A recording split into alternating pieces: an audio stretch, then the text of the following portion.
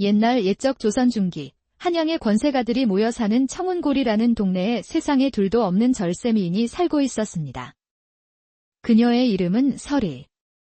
눈처럼 희고 맑은 피부에 밤하늘의 별처럼 깊고 슬픈 눈을 가진 여인이었지요. 이제 막 16꽃을 피운 설이의 아름다움은 한양을 넘어 전국 팔도에 그 소문이 자자했습니다. 그녀를 한 번이라도 본 이들은 넋을 잃는다 하여 화용선녀라 불렸고, 밤이면 달빛 아래 거니는 그 모습이 꿈에서도 잊기 어렵다 하여 몽중선녀라는 별명까지 얻었습니다. 그런 설이에게 구혼하는 이들이 전국에서 구름처럼 몰려들었습니다. 조정의 젊은 관리들은 물론 부유한 상인들까지 그녀의 마음을 얻기 위해 온갖 귀한 예물을 보냈습니다. 하지만 설이의 아버지는 당시 임금의 총애를 한 몸에 받는 우의정, 박대감의 청혼을 받아들였습니다. 아버님, 그 박대감이라는 분은 어떤 분이시옵니까? 설이가 걱정스러운 얼굴로 조심스럽게 물었을 때 그녀의 아버지는 인자한 미소를 지으며 딸의 어깨를 다독였습니다. 걱정 말거라, 내 딸아. 박대감께서는 비록 내 나이보다 20살이 많으시지만 질체 높은 양반이시고 인품 또한 훌륭하시다. 게다가 슬아의 자식이 없으니 네가 시집가면 큰 사랑을 받으며 집안의 대를 이을 귀한 아들을 낳아줄 것이다. 그렇게 설이는 18배 꽃다운 나이에 38의 박대감에게 시집을 가게 되었습니다. 혼례식 날, 설이는 화려한 비단옷을 입고 가마에 올랐습니다. 그녀의 가마가 지나가는 길목마다 구경꾼들이 몰려들어 인산인해를 이루었지요. 저기 가는 저 아가씨가 바로 그 유명한 설의 낭자로구려. 과연 소문대로 하늘에서 내려온 선녀가 따로 없구먼? 아이고, 저리 고운 얼굴을 가진 이는 처음 보네. 박대감은 참으로 복도 많으시지. 저런 절세미인을 아내로 맞다니. 사람들의 칭찬과 부러움 속에서 설이의 가마는 마침내 박대감의 웅장한 저택에 도착했습니다. 하지만 이상하게도 대문 앞에서 그녀를 맞이한 것은 신랑인 박대감이 아닌 그의 모친인 윤씨 부인이었습니다. 드디어 왔구나, 우리 며느리. 윤씨 부인의 목소리는 얼음장처럼 차가웠고 그 눈빛은 칼날처럼 날카로웠습니다. 입가에는 희미한 미소가 걸려 있었지만 그 미소에서는 어떤 온기도 느껴지지 않았습니다. 며느리 설에 시어머님께 인사 올립니다. 내 얼굴이 그리 곱다 하여 기대했건만 가까이서 보니 그저 그렇구나. 아무튼 이제부터 이 집의 며느리이니 예의범절을 바르게 하고 특히 내 아들을 잘 모셔야 할 것이다. 설이는 고개를 숙인 채 대답했지만 마음속에서는 정체 모를 불안감이 피어올랐습니다. 그리고 그 불안감은 첫날 밤 곧바로 현실이 되었습니다. 붉은 비단 이불이 깔린 신방에서 설이는 가슴을 졸이며 남편을 기다렸습니다. 자정이 가까워질 무렵 드디어 방문이 열리고 술 냄새를 풍기며 박대감이 비틀거리며 들어왔습니다. 아, 왔소.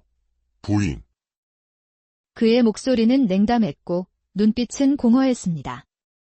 그는 설이를 쳐다보지도 않은 채 이불 위에 털썩 누워 등을 돌리고는 곧바로 코를 골기 시작했습니다. 설이는 당혹스러웠지만 첫날이니 피곤하실 테지 하며 스스로를 위로했습니다. 하지만 그날 이후로도 상황은 나아지지 않았습니다. 박대감은 설이의 방에 찾아오는 일이 드물었고 찾아와도 대화 한마디 없이 잠만 잘 뿐이었습니다.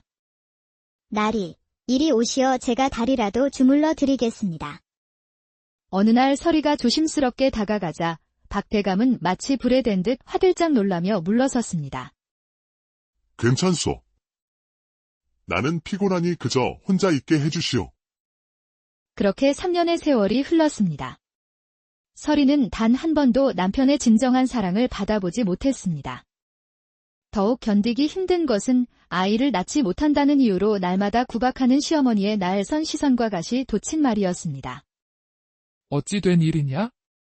3년이 지나도록 내 뱃속에 씨앗 하나 잉태하지 못하다니. 송구하옵니다. 어머님. 나리께서 워낙 바쁘셔서. 바쁘다고?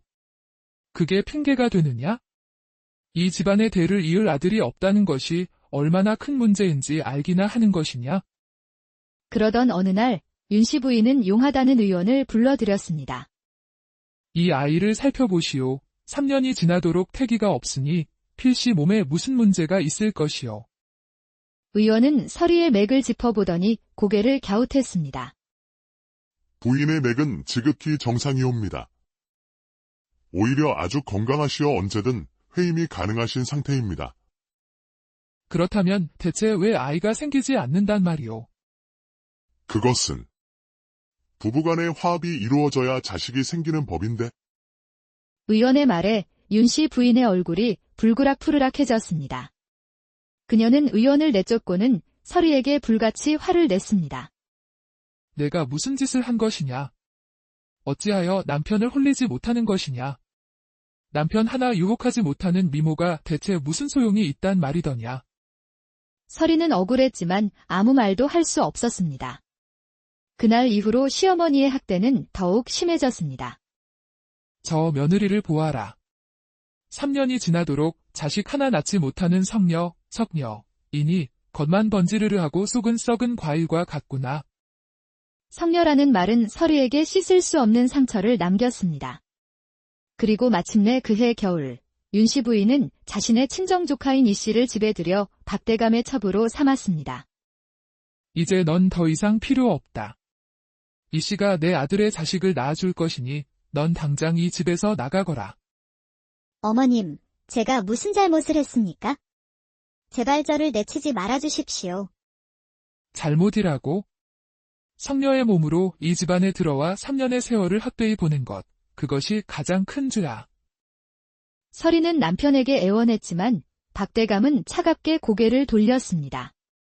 다음 날 아침, 서리는 단 한 명의 여종이 건네준 작은 보따리 하나만을 든 채 시댁에서 쫓겨났습니다. 마님, 부디 조심히 가십시오. 이거라도 가지고 가시면 며칠은 버티실 수 있을 것입니다. 보따리 안에는 쌀 한 줌과 동전 몇 잎이 전부였습니다. 하지만 서리는 품속 깊이 남편의 비밀이 담긴 작은 비단 주머니 하나를 숨기고 있었습니다.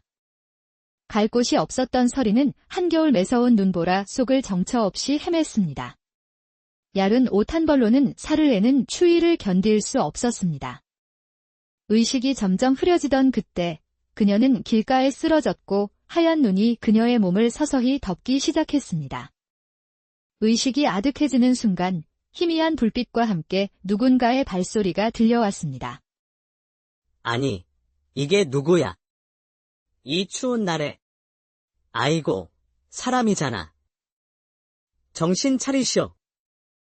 그것이 서리가 기억하는 마지막 순간이었습니다. 눈을 떴을 때 서리는 낯선 곳에 누워 있었습니다. 허름하지만 따뜻한 온기가 감도는 방이었습니다. 여긴 어디지? 그녀가 몸을 일으키려 하자 문이 열리며 투박한 차림새의 젊은 사내가 들어왔습니다. 아, 정신이 드셨습니까? 사내의 목소리는 놀랍도록 부드러웠습니다. 서리는 본능적으로 몸을 움츠렸습니다. 두려워 마십시오. 해치지 않을 테니. 제 이름은 무준이라 합니다. 이 근처 대감 댁의 머슴이지요. 어젯밤 떼감을 하러 갔다가 길에 쓰러져 계신 낭자를 발견했습니다. 왜 저를 도와주셨습니까? 사람이 눈 속에 쓰러져 죽어가는데 어찌 그냥 지나칠 수 있겠습니까? 서리는 시댁에서 쫓겨나 갈 곳 없는 자신의 처지를 생각하며 눈물을 흘렸습니다. 이 낯선 머슴의 도움이 아니었다면 이미 싸늘한 주검이 되었을 것입니다. 고맙습니다. 제 목숨을 구해주셨네요. 별 말씀을요. 배고프실 터이니 이거라도 드십시오. 무진은 작은 상에 죽 한 그릇을 내왔습니다. 평소 먹던 진수성찬보다 그 소박한 죽이 세상에서 가장 맛있게 느껴졌습니다. 제 이름은 설이라고 합니다. 저는 이제 어디로 가야 할지 모르겠습니다. 그렇다면 몸이 완전히 회복될 때까지만이라도 여기 머무셔도 괜찮습니다. 그렇게 서리는 무진의 작은 헛간에서 지내게 되었습니다. 무진은 매일 그녀를 위해 음식을 마련해 주었고 서리는 그런 그의 따뜻한 마음에 조금씩 마음을 열기 시작했습니다. 몸을 회복한 서리는 더 이상 신세를 질 수 없어 자신이 도울 일을 찾았습니다. 그녀가 가장 자신 있는 것은 바로 자수였습니다. 무진 씨, 혹시 꿰맬 옷이라도 있나요? 제가 바느질은 자신 있습니다. 무진이 내민 해진 바지를 정성껏 꿰맨 서리는 바지 끝자락에 작은 모란 무늬를 수놓았습니다. 와, 이게 제 바지가 맞습니까? 마치 새 것 같습니다. 게다가 이 모란 꽃무늬는 정말 아름답습니다. 모라는 부귀영화를 상징하는 꽃이지요. 당신의 앞날에 좋은 일만 가득하길 바라는 마음에서 수놓았습니다. 그날 이후로 서리는 무진의 낡은 옷들을 고쳐주었고 그녀의 독특한 모란 자수는 두 사람의 관계를 더욱 가깝게 만들었습니다. 그러던 어느 날 서리는 자신의 자수를 팔아 생활에 보탬이 되고 싶다고 말했습니다. 무진은 그녀가 수놓은 손수건을 장터에 내다 팔았고 그 아름다움에 반한 상인은 높은 값을 치르고 손수건을 샀습니다. 내가 평생 장사를 해왔지만 이런 솜씨는 처음 보오. 이 손수건 2장에 은자 5냥을 드리리다. 서리의 자수는 귀신 자수라 불리며 입소문을 타고 점점 더 유명해졌습니다. 덕분에 두 사람의 생활은 조금씩 나아졌습니다. 한편 서리를 내쫓은 박대감의 집에서는 첩으로 들인 이 씨가 몇 달이 지나도 임신의 기미가 보이지 않자 다시 의원을 불렀습니다. 이번에는 박대감을 진찰한 의원은 충격적인 진단을 내렸습니다. 송구스럽지 마. 나리께서는 고자, 의 몸이십니다. 대를 이을 자식을 보실 수 없습니다. 윤씨 부인은 그 자리에서 쓰러질 뻔했습니다. 그동안 며느리를 구박했던 모든 것이 자신의 아들 때문이었다는 사실을 깨달은 것입니다. 네 이놈. 내가 정녕 고자란 말이냐? 그런데 어찌하여 서리를 성녀라 모함하고 내쫓았단 말이냐? 어머니, 제가 어찌 고자라는 사실을 세상에 알릴 수 있었겠습니까? 그것은 우리 가문의 수치입니다.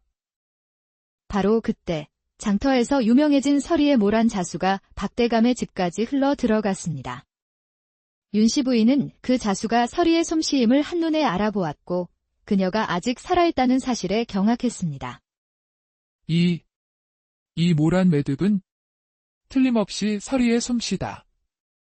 그 아이가 아직 살아있구나. 어머니, 만약 서리가 그 진단서를 가지고 있다면 우리 가문은 끝장입니다. 당장 그 아이를 찾아야 합니다. 박대감은 수하들을 풀어 장터에서 자수품을 파는 무진을 미행했고 마침내 두 사람이 머무는 헛간을 찾아냈습니다. 무진이 일을 하러 나간 사이 수하들은 헛간에 들이닥쳐 홀로 있던 서리를 납치했습니다. 묻지 마시오. 박대감의 명으로 당신을 데려가야 합니다. 돌아온 무진은 서리가 남긴 쪽지를 보고 모든 사실을 알게 되었습니다. 그는 복수와 사랑하는 이를 구하기 위해 조정의 실력자 영의정 대감을 찾아가 도움을 청했습니다. 한편 창고에 갇힌 서리는 윤씨 부인과 마주했습니다. 그 진단서를 내놓아라. 그러면 너와 그 사내의 목숨은 살려주겠다. 서리는 무진을 살리기 위해 품속에 있던 진단서를 내주었습니다. 바로 그 시각 박대감은 자신의 비밀을 덮기 위해 영의정 대감을 찾아가 진단서를 보여주며 회유하려 했습니다. 제발 이 일을 덮어주십시오. 제가 무엇이든 해드리겠습니다. 그러나 정의로운 영의정 대감은 오히려 그 진단서를 빼앗아 증거로 삼았습니다. 당신은 자신의 체면을 위해 무고한 여인의 인생을 망쳤소. 이것이 양반의 도리란 말인가? 이 일은 반드시 임금께 보고될 것이오. 모든 것을 잃게 된 박대감은 절망에 빠져 서리를 풀어주었습니다. 저택을 나선 서리는 자신을 찾아 달려온 무진과 재회했습니다. 설의 낭자. 무사하셨군요. 다행입니다. 무진 씨, 영의정 대감은 임금에게 모든 사실을 보고했고 임금은 크게 노하여 박대감을 파면하고 유배를 보냈습니다. 박대감의 가문은 하루아침에 몰락했습니다. 모든 시련이 끝난 후 서리와 무지는 신분의 벽을 넘어 서로의 사랑을 확인했습니다. 저는 당신과 함께하고 싶습니다. 당신은 제게 새 삶을 주신 은인이자 제가 사랑하는 사람입니다. 저도 당신을 평생 지켜드리겠습니다. 목숨을 다해 행복하게 해드리겠습니다. 두 사람은 아무도 그들을 모르는 남쪽 바닷가 마을로 떠나 새로운 삶을 시작했습니다. 무지는 성실하게 일했고 서리는 자수솜씨로 살림을 꾸렸습니다. 그들은 마을 사람들의 신임과 사랑을 받으며 행복하게 살았습니다. 이듬해 봄, 서리는 무진의 아이를 가졌고 가을에는 보석처럼 예쁜 딸을 낳아 보라라고 이름 지었습니다. 여보, 정말 고맙소. 당신과 보라가 있어 나는 세상에서 가장 행복한 사람이요. 저도요. 이렇게 평범하게 살 수 있다는 것이 얼마나 큰 행복인지 이제야 알겠습니다. 세월이 흘러보라는 어머니의 미모와 아버지의 성실함을 닮은 아름다운 소녀로 자랐습니다. 엄마, 저도 엄마처럼 예쁜 모란수 놓는 법 가르쳐주세요. 서리의 손끝에서 피어나는 모라는 이제 과거의 아픔이 아닌 현재의 행복을 상징하는 꽃이 되었습니다.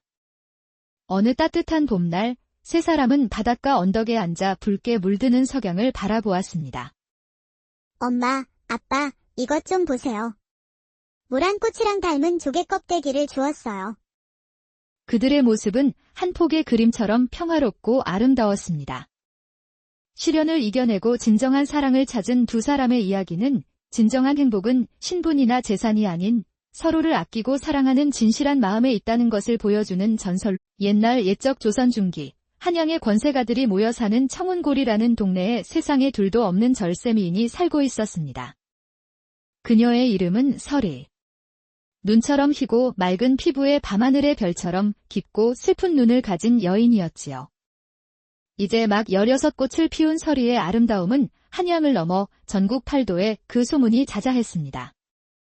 그녀를 한 번이라도 본 이들은 넋을 잃는다 하여 화용선녀라 불렸고 밤이면 달빛 아래 거니는 그 모습이 꿈에서도 잊기 어렵다 하여 몽중선녀라는 별명까지 얻었습니다. 그런 서리에게 구혼하는 이들이 전국에서 구름처럼 몰려들었습니다.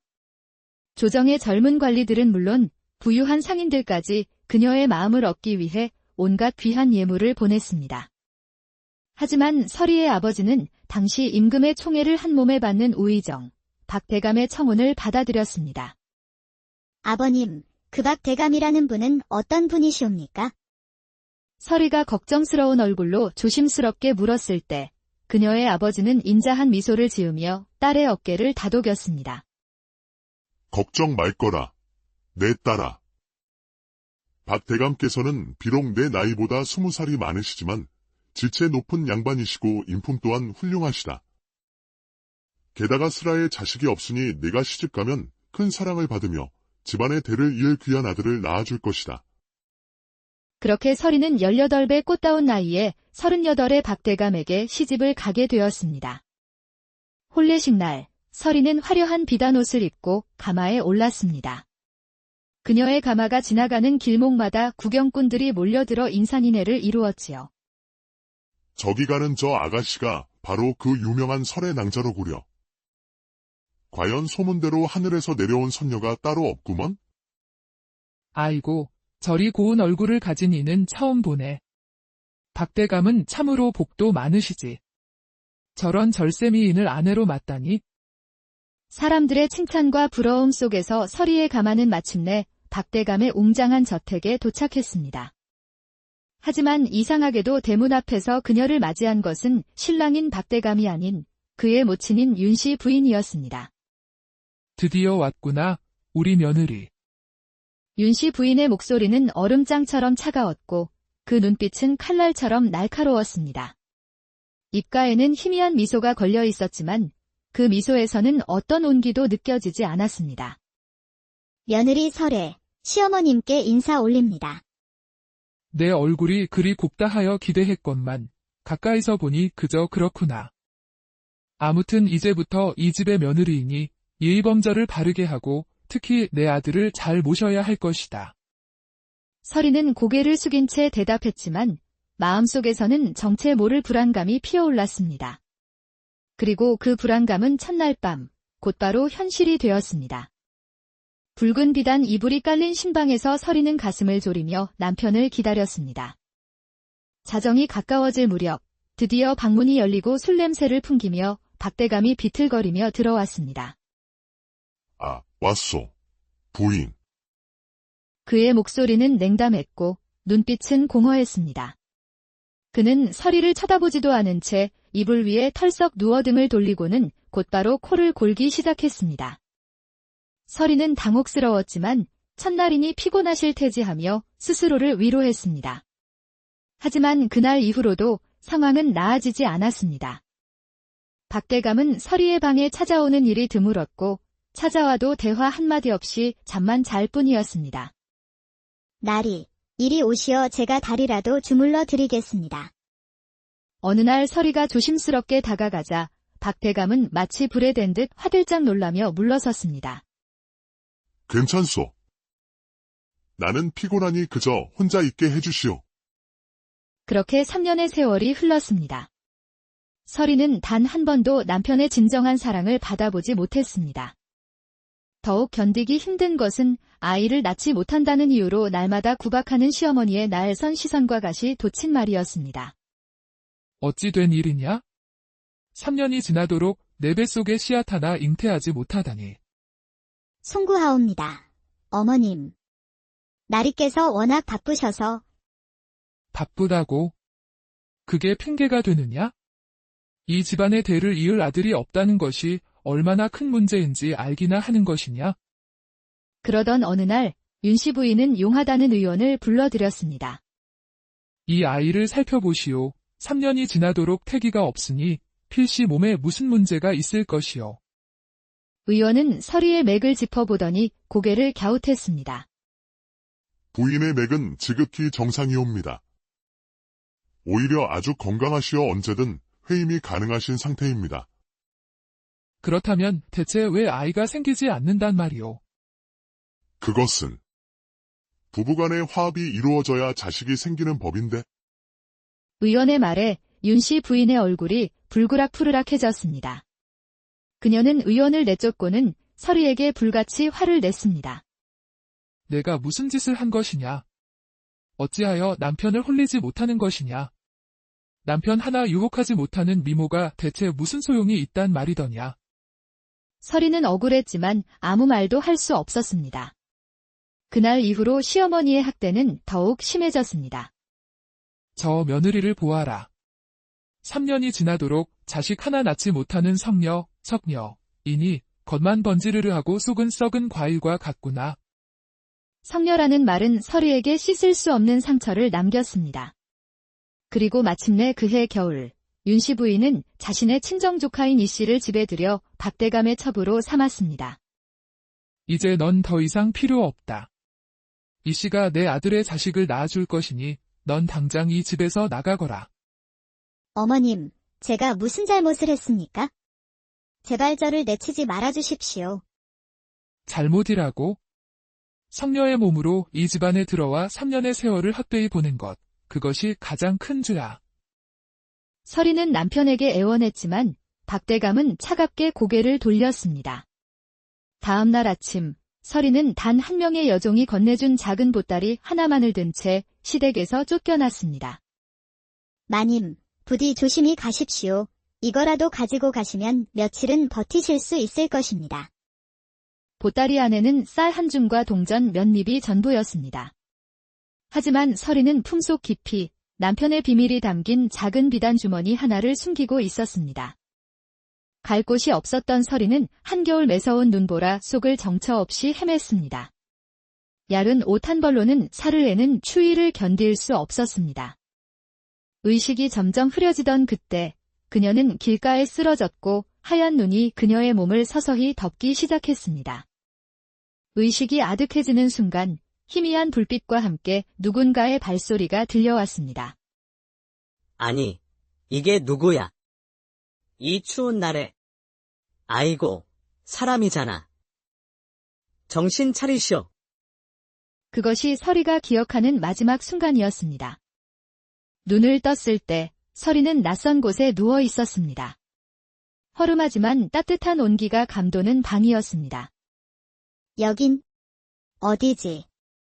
그녀가 몸을 일으키려 하자 문이 열리며 투박한 차림새의 젊은 사내가 들어왔습니다. 아, 정신이 드셨습니까? 사내의 목소리는 놀랍도록 부드러웠습니다. 서리는 본능적으로 몸을 움츠렸습니다. 두려워 마십시오. 해치지 않을 테니. 제 이름은 무진이라 합니다. 이 근처 대감 댁의 머슴이지요. 어젯밤 떼감을 하러 갔다가 길에 쓰러져 계신 낭자를 발견했습니다. 왜 저를 도와주셨습니까? 사람이 눈 속에 쓰러져 죽어가는데 어찌 그냥 지나칠 수 있겠습니까? 서리는 시댁에서 쫓겨나 갈 곳 없는 자신의 처지를 생각하며 눈물을 흘렸습니다. 이 낯선 머슴의 도움이 아니었다면 이미 싸늘한 주검이 되었을 것입니다. 고맙습니다. 제 목숨을 구해주셨네요. 별 말씀을요. 배고프실 터이니 이거라도 드십시오. 무진은 작은 상에 죽 한 그릇을 내왔습니다. 평소 먹던 진수성찬보다 그 소박한 죽이 세상에서 가장 맛있게 느껴졌습니다. 제 이름은 설이라고 합니다. 저는 이제 어디로 가야 할지 모르겠습니다. 그렇다면 몸이 완전히 회복될 때까지만이라도 여기 머무셔도 괜찮습니다. 그렇게 서리는 무진의 작은 헛간에서 지내게 되었습니다. 무진은 매일 그녀를 위해 음식을 마련해 주었고 서리는 그런 그의 따뜻한 마음에 조금씩 마음을 열기 시작했습니다. 몸을 회복한 서리는 더 이상 신세를 질 수 없어 자신이 도울 일을 찾았습니다. 그녀가 가장 자신 있는 것은 바로 자수였습니다. 무진 씨, 혹시 꿰맬 옷이라도 있나요? 제가 바느질은 자신 있습니다. 무진이 내민 해진 바지를 정성껏 꿰맨 서리는 바지 끝자락에 작은 모란 무늬를 수놓았습니다. 와, 이게 제 바지가 맞습니까? 마치 새 것 같습니다. 게다가 이 모란 꽃무늬는 정말 아름답습니다. 모라는 부귀영화를 상징하는 꽃이지요. 당신의 앞날에 좋은 일만 가득하길 바라는 마음에서 수놓았습니다. 그날 이후로 서리는 무진의 낡은 옷들을 고쳐주었고 그녀의 독특한 모란 자수는 두 사람의 관계를 더욱 가깝게 만들었습니다. 그러던 어느 날 서리는 자신의 자수를 팔아 생활에 보탬이 되고 싶다고 말했습니다. 무진은 그녀가 수놓은 손수건을 장터에 내다 팔았고 그 아름다움에 반한 상인은 높은 값을 치르고 손수건을 샀습니다. 내가 평생 장사를 해왔지만 이런 솜씨는 처음 보오. 이 손수건 2장의 은자 5냥을 드리리다. 서리의 자수는 귀신 자수라 불리며 입소문을 타고 점점 더 유명해졌습니다. 덕분에 두 사람의 생활은 조금씩 나아졌습니다. 한편 서리를 내쫓은 박대감의 집에서는 첩으로 들인 이 씨가 몇 달이 지나도 임신의 기미가 보이지 않자 다시 의원을 불렀습니다. 이번에는 박대감을 진찰한 의원은 충격적인 진단을 내렸습니다. 송구스럽지 마. 나리께서는 고자의 몸이십니다. 대를 이을 자식을 보실 수 없습니다. 윤씨 부인은 그 자리에서 쓰러질 뻔했습니다. 그동안 며느리를 구박했던 모든 것이 자신의 아들 때문이었다는 사실을 깨달은 것입니다. 네 이놈. 내가 정녕 고자란 말이냐? 그런데 어찌하여 서리를 성녀라 모함하고 내쫓았단 말이냐? 어머니, 제가 어찌 고자라는 사실을 세상에 알릴 수 있었겠습니까? 그것은 우리 가문의 수치입니다. 바로 그때 장터에서 유명해진 서리의 모란 자수가 박대감의 집까지 흘러 들어갔습니다. 윤씨 부인은 그 자수가 서리의 솜씨임을 한눈에 알아보았고 그녀가 아직 살아있다는 사실에 경악했습니다. 이 모란 매듭은 틀림없이 서리의 솜씨다. 그 아이가 아직 살아있구나. 어머니, 만약 서리가 그 진단서를 가지고 있다면 우리 가문은 끝장입니다. 당장 그 아이를 찾아야 합니다. 박대감은 수하들을 풀어 장터에서 자수품을 파는 무진을 미행했고 마침내 두 사람이 머무는 헛간을 찾아냈습니다. 무진이 일을 하러 나간 사이 수하들은 헛간에 들이닥쳐 홀로 있던 서리를 납치했습니다. 묻지 마시오. 박대감의 명으로 당신을 데려가야 합니다. 돌아온 무진은 서리가 남긴 쪽지를 보고 모든 사실을 알게 되었습니다. 그는 복수와 사랑하는 이를 구하기 위해 조정의 실력자 영의정 대감을 찾아가 도움을 청했습니다. 한편 창고에 갇힌 서리는 윤씨 부인과 마주했습니다. 그 진단서를 내놓아라. 그러면 너와 그 사내의 목숨은 살려주겠다. 서리는 무진을 살리기 위해 품속에 있던 진단서를 내주었습니다. 바로 그 시각, 박대감은 자신의 비밀을 덮기 위해 영의정 대감을 찾아가 진단서를 보여주며 회유하려 했습니다. 제발 이 일을 덮어주십시오. 제가 무엇이든 해드리겠습니다. 그러나 정의로운 영의정 대감은 오히려 그 진단서를 빼앗아 증거로 삼았습니다. 당신은 자신의 체면을 위해 무고한 여인의 인생을 망쳤소. 이것이 양반의 도리란 말인가? 이 일은 반드시 임금께 보고될 것이오. 모든 것을 잃게 된 박대감은 절망에 빠져 서리를 풀어주었습니다. 저택을 나선 서리는 자신을 찾아 달려온 무진과 재회했습니다. 설의 낭자. 무사하셨군요. 다행입니다. 무진 씨. 영의정 대감은 임금에게 모든 사실을 보고했고 임금은 크게 노하여 박대감을 파면하고 유배를 보냈습니다. 박대감의 가문은 하루아침에 몰락했습니다. 모든 시련이 끝난 후 서리와 무진은 신분의 벽을 넘어 서로의 사랑을 확인했습니다. 저는 당신과 함께하고 싶습니다. 당신은 제게 새 삶을 주신 은인이자 제가 사랑하는 사람입니다. 저도 당신을 평생 지켜드리겠습니다. 목숨을 다해 행복하게 해드리겠습니다. 두 사람은 아무도 그들을 모르는 남쪽 바닷가 마을로 떠나 새로운 삶을 시작했습니다. 무진은 성실하게 일했고 서리는 자수솜씨로 살림을 꾸렸습니다. 그들은 마을 사람들의 신임과 사랑을 받으며 행복하게 살았습니다. 이듬해 봄, 서리는 무진의 아이를 가졌고 가을에는 보석처럼 예쁜 딸을 낳아 보라라고 이름 지었습니다. 여보, 정말 고맙소. 당신과 보라가 있어 나는 세상에서 가장 행복한 사람이요. 저도요. 이렇게 평범하게 살 수 있다는 것이 얼마나 큰 행복인지 이제야 알겠습니다. 세월이 흘러보라는 어머니의 미모와 아버지의 성실함을 닮은 아름다운 소녀로 자랐습니다. 엄마, 저도 엄마처럼 예쁜 모란수 놓는 법 가르쳐주세요. 서리의 손끝에서 피어나는 모라는 이제 과거의 아픔이 아닌 현재의 행복을 상징하는 꽃이 되었습니다. 어느 따뜻한 봄날, 세 사람은 바닷가 언덕에 앉아 붉게 물드는 석양을 바라보았습니다. 엄마, 아빠, 이것 좀 보세요. 모란꽃이랑 닮은 조개 껍데기를 주었어요. 그들의 모습은 한 폭의 그림처럼 평화롭고 아름다웠습니다. 시련을 이겨내고 진정한 사랑을 찾은 두 사람의 이야기는 진정한 행복은 신분이나 재산이 아닌 서로를 아끼고 사랑하는 진실한 마음에 있다는 것을 보여주는 전설. 옛날 옛적 조선 중기 한양의 권세가들이 모여 사는 청운골이라는 동네에 세상에 둘도 없는 절세미인이 살고 있었습니다. 그녀의 이름은 서리. 눈처럼 희고 맑은 피부에 밤하늘의 별처럼 깊고 슬픈 눈을 가진 여인이었지요. 이제 막 16꽃을 피운 서리의 아름다움은 한양을 넘어 전국 팔도에 그 소문이 자자했습니다. 그녀를 한 번이라도 본 이들은 넋을 잃는다 하여 화용선녀라 불렸고 밤이면 달빛 아래 거니는 그 모습이 꿈에서도 잊기 어렵다 하여 몽중선녀라는 별명까지 얻었습니다. 그런 서리에게 구혼하는 이들이 전국에서 구름처럼 몰려들었습니다.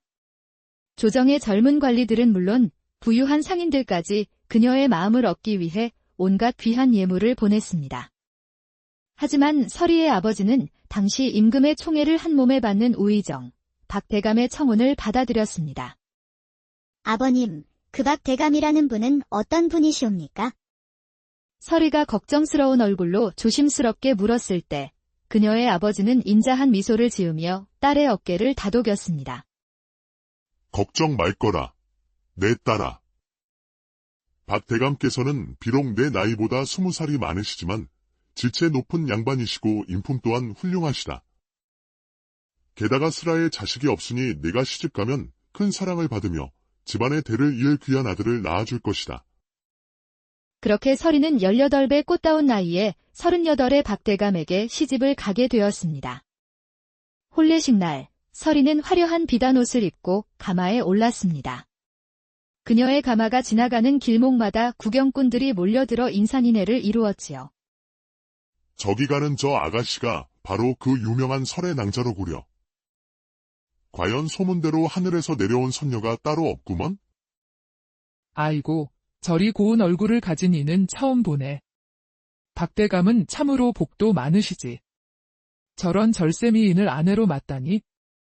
사람들의 칭찬과 부러움 속에서 서리의 가마는 마침내 박대감의 웅장한 저택에 도착했습니다. 하지만 이상하게도 대문 앞에서 그녀를 맞이한 것은 신랑인 박대감이 아닌 그의 모친인 윤씨 부인이었습니다. 드디어 왔구나, 우리 며느리. 윤씨 부인의 목소리는 얼음장처럼 차가웠고 그 눈빛은 칼날처럼 날카로웠습니다. 입가에는 희미한 미소가 걸려 있었지만 그 미소에서는 어떤 온기도 느껴지지 않았습니다. 며느리 설에 시어머님께 인사 올립니다. 내 얼굴이 그리 곱다 하여 기대했건만 가까이서 보니 그저 그렇구나. 아무튼 이제부터 이 집의 며느리이니 예의범절을 바르게 하고 특히 내 아들을 잘 모셔야 할 것이다. 서리는 고개를 숙인 채 대답했지만 마음속에서는 정체 모를 불안감이 피어올랐습니다. 그리고 그 불안감은 첫날 밤 곧바로 현실이 되었습니다. 붉은 비단 이불이 깔린 신방에서 서리는 가슴을 졸이며 남편을 기다렸습니다. 자정이 가까워질 무렵 드디어 방문이 열리고 술 냄새를 풍기며 박대감이 비틀거리며 들어왔습니다. 아, 왔소. 부인. 그의 목소리는 냉담했고 눈빛은 공허했습니다. 그는 서리를 쳐다보지도 않은 채 이불 위에 털썩 누워 등을 돌리고는 곧바로 코를 골기 시작했습니다. 서리는 당혹스러웠지만 첫날이니 피곤하실 테지 하며 스스로를 위로했습니다. 하지만 그날 이후로도 상황은 나아지지 않았습니다. 박대감은 서리의 방에 찾아오는 일이 드물었고 찾아와도 대화 한마디 없이 잠만 잘 뿐이었습니다. 나리, 이리 오시어 제가 다리라도 주물러 드리겠습니다. 어느 날 서리가 조심스럽게 다가가자 박대감은 마치 불에 댄 듯 화들짝 놀라며 물러섰습니다. 괜찮소. 나는 피곤하니 그저 혼자 있게 해주시오. 그렇게 3년의 세월이 흘렀습니다. 서리는 단 한 번도 남편의 진정한 사랑을 받아보지 못했습니다. 더욱 견디기 힘든 것은 아이를 낳지 못한다는 이유로 날마다 구박하는 시어머니의 날선 시선과 같이 돋친 말이었습니다. 어찌 된 일이냐? 3년이 지나도록 내 뱃속에 씨앗 하나 잉태하지 못하다니. 송구하옵니다. 어머님. 나리께서 워낙 바쁘셔서. 바쁘다고? 그게 핑계가 되느냐? 이 집안의 대를 이을 아들이 없다는 것이 얼마나 큰 문제인지 알기나 하는 것이냐? 그러던 어느 날 윤씨 부인은 용하다는 의원을 불러들였습니다. 이 아이를 살펴보시오. 3년이 지나도록 태기가 없으니 필시 몸에 무슨 문제가 있을 것이오. 의원은 서리의 맥을 짚어보더니 고개를 갸웃했습니다. 부인의 맥은 지극히 정상이옵니다. 오히려 아주 건강하시어 언제든 회임이 가능하신 상태입니다. 그렇다면 대체 왜 아이가 생기지 않는단 말이오? 그것은 부부간의 화합이 이루어져야 자식이 생기는 법인데. 의원의 말에 윤씨 부인의 얼굴이 불그락푸르락해졌습니다. 그녀는 의원을 내쫓고는 서리에게 불같이 화를 냈습니다. 내가 무슨 짓을 한 것이냐? 어찌하여 남편을 홀리지 못하는 것이냐? 남편 하나 유혹하지 못하는 미모가 대체 무슨 소용이 있단 말이더냐? 서리는 억울했지만 아무 말도 할 수 없었습니다. 그날 이후로 시어머니의 학대는 더욱 심해졌습니다. 저 며느리를 보아라. 3년이 지나도록 자식 하나 낳지 못하는 석녀, 척녀이니 겉만 번지르르하고 속은 썩은 과일과 같구나. 성녀라는 말은 서리에게 씻을 수 없는 상처를 남겼습니다. 그리고 마침내 그해 겨울, 윤씨 부인은 자신의 친정조카인 이씨를 집에 들여 박대감의 첩으로 삼았습니다. 이제 넌 더 이상 필요 없다. 이씨가 내 아들의 자식을 낳아줄 것이니 넌 당장 이 집에서 나가거라.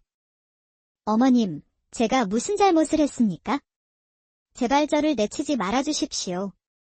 잘못이라고?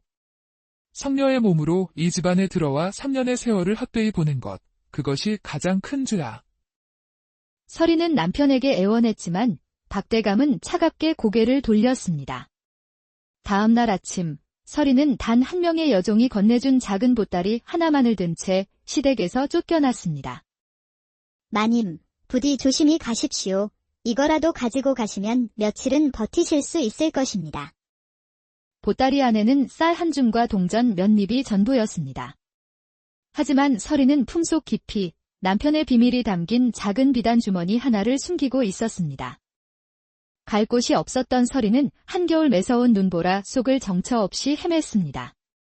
얇은 옷 한 벌로는 살을 내는 추위를 견딜 수 없었습니다. 의식이 점점 흐려지던 그때 그녀는 길가에 쓰러졌고 하얀 눈이 그녀의 몸을 서서히 덮기 시작했습니다. 의식이 아득해지는 순간 희미한 불빛과 함께 누군가의 발소리가 들려왔습니다. 아니, 이게 누구야? 이 추운 날에. 아이고, 사람이잖아. 정신 차리시오. 그것이 서리가 기억하는 마지막 순간이었습니다. 눈을 떴을 때 서리는 낯선 곳에 누워 있었습니다. 허름하지만 따뜻한 온기가 감도는 방이었습니다. 여긴 어디지? 그녀가 몸을 일으키려 하자 문이 열리며 투박한 차림새의 젊은 사내가 들어왔습니다. 아, 정신이 드셨습니까? 사내의 목소리는 놀랍도록 부드러웠습니다. 서리는 본능적으로 몸을 움츠렸습니다. 두려워 마십시오. 해치지 않을 테니. 제 이름은 무진이라 합니다. 이 근처 대감 댁의 머슴이지요. 어젯밤 떼감을 하러 갔다가 길에 쓰러져 계신 낭자를 발견했습니다. 왜 저를 도와주셨습니까? 사람이 눈 속에 쓰러져 죽어가는데 어찌 그냥 지나칠 수 있겠습니까? 서리는 시댁에서 쫓겨나 갈 곳 없는 자신의 처지를 생각하며 눈물을 흘렸습니다. 이 낯선 머슴의 도움이 아니었다면 이미 싸늘한 주검이 되었을 것입니다. 고맙습니다. 제 목숨을 구해주셨네요. 별 말씀을요.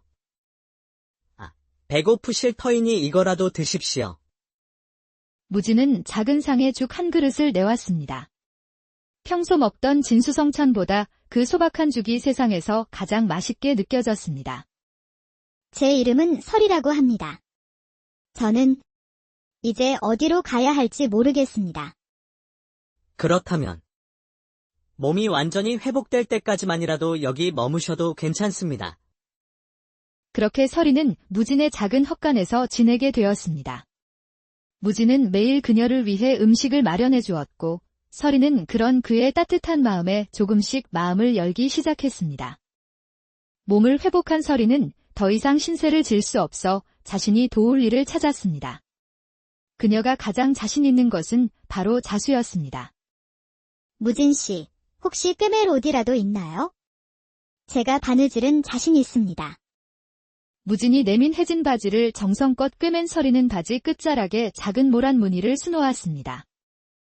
와, 이게 제 바지가 맞습니까?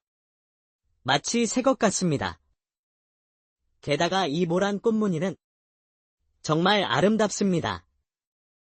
모라는 부귀영화를 상징하는 꽃이지요. 당신의 앞날에 좋은 일만 가득하길 바라는 마음에서 수놓았습니다.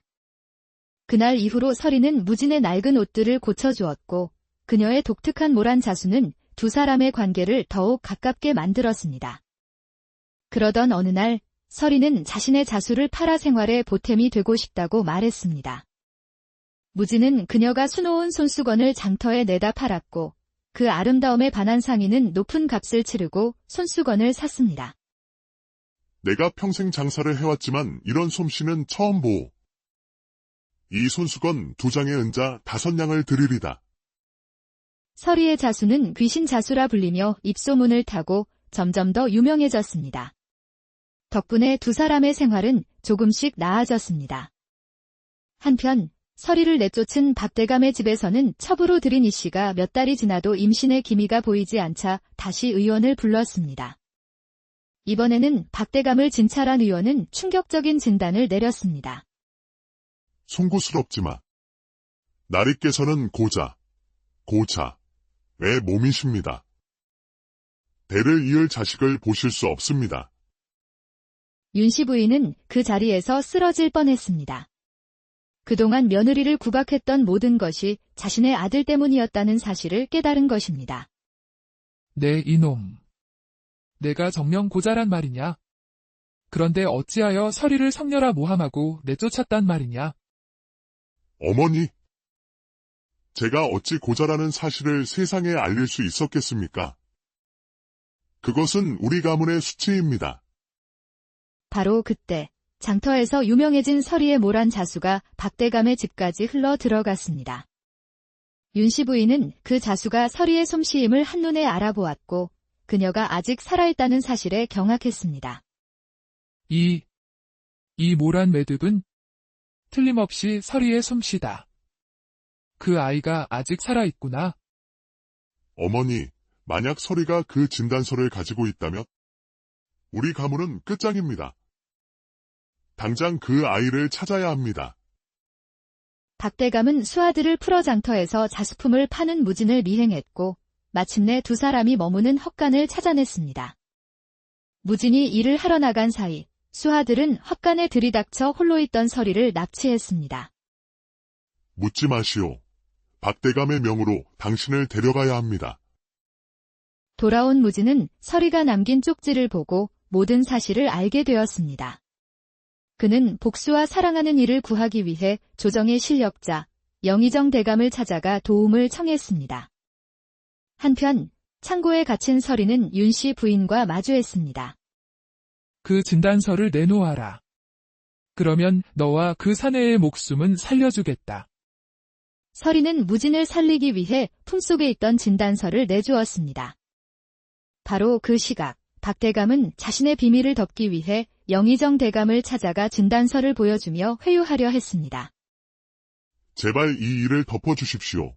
제가 무엇이든 해드리겠습니다. 그러나 정의로운 영의정 대감은 오히려 그 진단서를 빼앗아 증거로 삼았습니다. 당신은 자신의 체면을 위해 무고한 여인의 인생을 망쳤소. 이것이 양반의 도리란 말인가? 이 일은 반드시 임금께 보고될 것이오. 모든 것을 잃게 된 박대감은 절망에 빠져 서리를 풀어주었습니다. 저택을 나선 서리는 자신을 찾아 달려온 무진과 재회했습니다. 설의 낭자. 무사하셨군요. 다행입니다. 무진씨, 영의정 대감은 임금에게 모든 사실을 보고했고 임금은 크게 노하여 박대감을 파면하고 유배를 보냈습니다. 박대감의 가문은 하루아침에 몰락했습니다. 모든 시련이 끝난 후 서리와 무진은 신분의 벽을 넘어 서로의 사랑을 확인했습니다. 저는 당신과 함께하고 싶습니다. 당신은 제게 새 삶을 주신 은인이자 제가 사랑하는 사람입니다. 저도 당신을 평생 지켜드리겠습니다. 목숨을 다해 행복하게 해드리겠습니다. 두 사람은 아무도 그들을 모르는 남쪽 바닷가 마을로 떠나 새로운 삶을 시작했습니다. 무진은 성실하게 일했고 서리는 자수 솜씨로 살림을 꾸렸습니다. 그들은 마을 사람들의 신임과 사랑을 받으며 행복하게 살았습니다. 이듬해 봄, 서리는 무진의 아이를 가졌고 가을에는 보석처럼 예쁜 딸을 낳아 보라라고 이름 지었습니다. 여보, 정말 고맙소. 당신과 보라가 있어 나는 세상에서 가장 행복한 사람이요. 저도요. 이렇게 평범하게 살 수 있다는 것이 얼마나 큰 행복인지 이제야 알겠습니다. 세월이 흘러보라는 어머니의 미모와 아버지의 성실함을 닮은 아름다운 소녀로 자랐습니다. 엄마, 저도 엄마처럼 예쁜 모란수 놓는 법 가르쳐 주세요. 서리의 손끝에서 피어나는 모라는 이제 과거의 아픔이 아닌 현재의 행복을 상징하는 꽃이 되었습니다. 어느 따뜻한 봄날, 세 사람은 바닷가 언덕에 앉아 붉게 물드는 석양을 바라보았습니다. 엄마, 아빠, 이것 좀 보세요. 모란 꽃이랑 닮은 조개 껍데기를 주었어요. 그들의 모습은 한 폭의 그림처럼 평화롭고 아름다웠습니다. 시련을 이겨내고 진정한 사랑을 찾은 두 사람의 이야기는 진정한 행복은 신분이나 재산이 아닌 서로를 아끼고 사랑하는 진실한 마음에 있다는 것을 보여주는 전설. 옛날 옛적 조선 중기, 한양의 권세가들이 모여 사는 청운골이라는 동네에 세상에 둘도 없는 절세미인이 살고 있었습니다. 그녀의 이름은 서리. 눈처럼 희고 맑은 피부에 밤하늘의 별처럼 깊고 슬픈 눈을 가진 여인이었지요. 이제 막 16꽃을 피운 서리의 아름다움은 한양을 넘어 전국 팔도에 그 소문이 자자했습니다.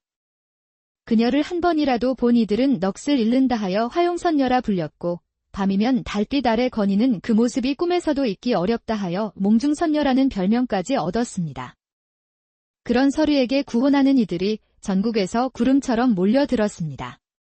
조정의 젊은 관리들은 물론 부유한 상인들까지 그녀의 마음을 얻기 위해 온갖 귀한 예물을 보냈습니다. 하지만 서리의 아버지는 당시 임금의 총애를 한 몸에 받는 우의정, 박대감의 청혼을 받아들였습니다. 아버님, 그 박대감이라는 분은 어떤 분이시옵니까? 서리가 걱정스러운 얼굴로 조심스럽게 물었을 때 그녀의 아버지는 인자한 미소를 지으며 딸의 어깨를 다독였습니다. 걱정 말 거라. 내 딸아. 박대감께서는 비록 내 나이보다 20살이 많으시지만 질체 높은 양반이시고 인품 또한 훌륭하시다. 게다가 슬아의 자식이 없으니 내가 시집가면 큰 사랑을 받으며 집안의 대를 이을 귀한 아들을 낳아줄 것이다. 그렇게 서리는 18배 꽃다운 나이에 38의 박대감에게 시집을 가게 되었습니다. 혼례식 날, 서리는 화려한 비단 옷을 입고 가마에 올랐습니다. 그녀의 가마가 지나가는 길목마다 구경꾼들이 몰려들어 인산인해를 이루었지요. 저기 가는 저 아가씨가 바로 그 유명한 설의 낭자로구려. 과연 소문대로 하늘에서 내려온 선녀가 따로 없구먼? 아이고, 저리 고운 얼굴을 가진 이는 처음 보네. 박대감은 참으로 복도 많으시지. 저런 절세미인을 아내로 맞다니. 사람들의 칭찬과 부러움 속에서 서리의 가마는 마침내 박대감의 웅장한 저택에 도착했습니다. 하지만 이상하게도 대문 앞에서 그녀를 맞이한 것은 신랑인 박대감이 아닌 그의 모친인 윤씨 부인이었습니다. 드디어 왔구나, 우리 며느리. 윤씨 부인의 목소리는 얼음장처럼 차가웠고 그 눈빛은 칼날처럼 날카로웠습니다. 입가에는 희미한 미소가 걸려 있었지만 그 미소에서는 어떤 온기도 느껴지지 않았습니다. 며느리 설에 시어머님께 인사 올립니다. 내 얼굴이 그리 곱다 하여 기대했건만 가까이서 보니 그저 그렇구나. 아무튼 이제부터 이 집의 며느리이니 예의범절을 바르게 하고 특히 내 아들을 잘 모셔야 할 것이다. 서리는 고개를 숙인 채 대답했지만 마음속에서는 정체 모를 불안감이 피어올랐습니다. 그리고 그 불안감은 첫날 밤 곧바로 현실이 되었습니다. 붉은 비단 이불이 깔린 신방에서 서리는 가슴을 졸이며 남편을 기다렸습니다. 자정이 가까워질 무렵 드디어 방문이 열리고 술 냄새를 풍기며 박대감이 비틀거리며 들어왔습니다. 아, 왔소. 부인. 그의 목소리는 냉담했고 눈빛은 공허했습니다. 그는 서리를 쳐다보지도 않은 채 이불 위에 털썩 누워 등을 돌리고는 곧바로 코를 골기 시작했습니다. 서리는 당혹스러웠지만 첫날이니 피곤하실 테지 하며 스스로를 위로했습니다.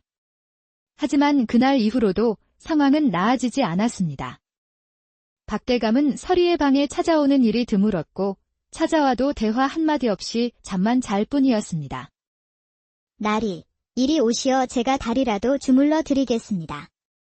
어느 날 서리가 조심스럽게 다가가자 박대감은 마치 불에 댄 듯 화들짝 놀라며 물러섰습니다. 괜찮소. 나는 피곤하니 그저 혼자 있게 해주시오. 그렇게 3년의 세월이 흘렀습니다. 서리는 단 한 번도 남편의 진정한 사랑을 받아보지 못했습니다. 더욱 견디기 힘든 것은 아이를 낳지 못한다는 이유로 날마다 구박하는 시어머니의 날선 시선과 같이 돋친 말이었습니다. 어찌 된 일이냐? 3년이 지나도록 내 뱃속에 씨앗 하나 잉태하지 못하다니. 송구하옵니다. 어머님. 나리께서 워낙 바쁘셔서 바쁘다고? 그게 핑계가 되느냐? 이 집안의 대를 이을 아들이 없다는 것이 얼마나 큰 문제인지 알기나 하는 것이냐? 그러던 어느 날 윤씨 부인은 용하다는 의원을 불러들였습니다. 이 아이를 살펴보시오. 3년이 지나도록 태기가 없으니 필시 몸에 무슨 문제가 있을 것이오. 의원은 서리의 맥을 짚어보더니 고개를 갸웃했습니다. 부인의 맥은 지극히 정상이옵니다. 오히려 아주 건강하시어 언제든 회임이 가능하신 상태입니다. 그렇다면 대체 왜 아이가 생기지 않는단 말이오? 그것은 부부간의 화합이 이루어져야 자식이 생기는 법인데 의원의 말에 윤씨 부인의 얼굴이 불그락푸르락해졌습니다. 그녀는 의원을 내쫓고는 서리에게 불같이 화를 냈습니다. 내가 무슨 짓을 한 것이냐? 어찌하여 남편을 홀리지 못하는 것이냐? 남편 하나 유혹하지 못하는 미모가 대체 무슨 소용이 있단 말이더냐? 서리는 억울했지만 아무 말도 할 수 없었습니다. 그날 이후로 시어머니의 학대는 더욱 심해졌습니다. 저 며느리를 보아라. 3년이 지나도록 자식 하나 낳지 못하는 석녀이니 겉만 번지르르하고 속은 썩은 과일과 같구나. 성녀라는 말은 서리에게 씻을 수 없는 상처를 남겼습니다. 그리고 마침내 그해 겨울, 윤씨 부인은 자신의 친정조카인 이씨를 집에 들여 박대감의 첩으로 삼았습니다. 이제 넌 더 이상 필요 없다. 이씨가 내 아들의 자식을 낳아줄 것이니 넌 당장 이 집에서 나가거라. 어머님, 제가 무슨 잘못을 했습니까? 제발 저를 내치지 말아주십시오. 잘못이라고? 성녀의 몸으로 이 집안에 들어와 3년의 세월을 헛되이 보낸 것, 그것이 가장 큰 죄야. 서리는 남편에게 애원했지만 박대감은 차갑게 고개를 돌렸습니다. 다음 날 아침, 서리는 단 한 명의 여종이 건네준 작은 보따리 하나만을 든 채 시댁에서 쫓겨났습니다. 마님, 부디 조심히 가십시오. 이거라도 가지고 가시면 며칠은 버티실 수 있을 것입니다. 보따리 안에는 쌀 한 줌과 동전 몇 입이 전부였습니다. 하지만 서리는 품속 깊이 남편의 비밀이 담긴 작은 비단 주머니 하나를 숨기고 있었습니다. 갈 곳이 없었던 서리는 한겨울 매서운 눈보라 속을 정처 없이 헤맸습니다. 얇은 옷 한 벌로는 살을 내는 추위를 견딜 수 없었습니다. 의식이 점점 흐려지던 그때 그녀는 길가에 쓰러졌고 하얀 눈이 그녀의 몸을 서서히 덮기 시작했습니다. 의식이 아득해지는 순간 희미한 불빛과 함께 누군가의 발소리가 들려왔습니다. 아니, 이게 누구야? 이 추운 날에. 아이고, 사람이잖아. 정신 차리시오. 그것이 서리가 기억하는 마지막 순간이었습니다. 눈을 떴을 때 서리는 낯선 곳에 누워 있었습니다.